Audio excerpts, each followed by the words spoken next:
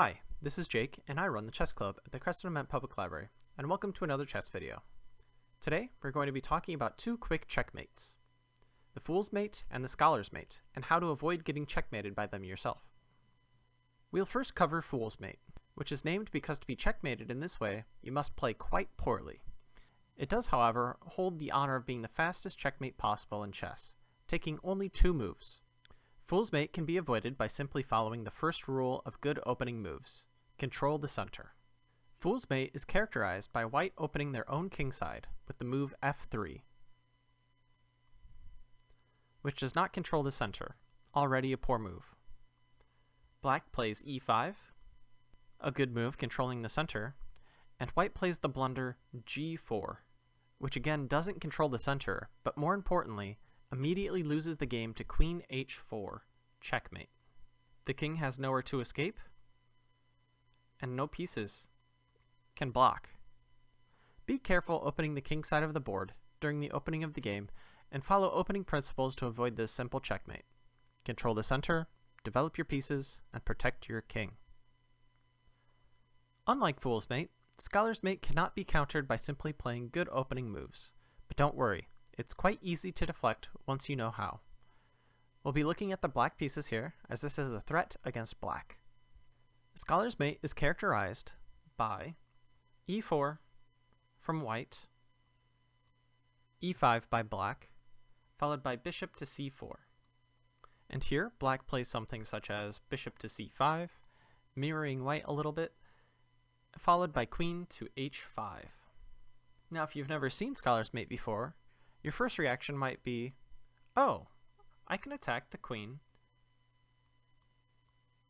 and the pawn with my knight. Unfortunately, this loses the game, as white's bishop and queen are both looking at the weak f7 pawn. And queen takes on f7 leads to checkmate, supported by the bishop, and the king has nowhere to go. So, how do we defend in this situation? There are a few moves that avoid checkmate, but keep in mind that queen to h5 attacks f7, but it also attacks this e5 pawn as well. That means that queen to e7 is our best move, defending both. Now you could also play queen to f6 and defend both as well. However, queen to e7 is a bit more sound.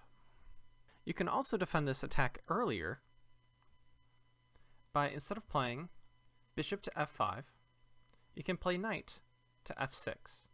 This is known as the Berlin defense, and it covers the square that the queen wants to come to for the Scholar's Mate. You can defend this attack even earlier as well. On your first move, you can choose to play the French defense, which is e6. If white tries again to attack Scholar's Mate, already the e6 pawn is blocking the bishop site of f7, and you can simply respond with d5, attacking the bishop. If that's not exciting enough for you, if you know how to play it, you can play the Scandinavian defense. Just keep in mind, it does bring your queen out early, and you need to be careful with it. You could also play the Sicilian defense, which has the same idea as the French defense here, with the idea being d5 and having a big center. Now you know how to defend against 2 quick checkmates, and you can avoid a potentially embarrassing loss the next time you play. But that's all the time we have for today. Don't forget to join us again for another chess video. Thank you for joining me, and I hope you and your king stay safe.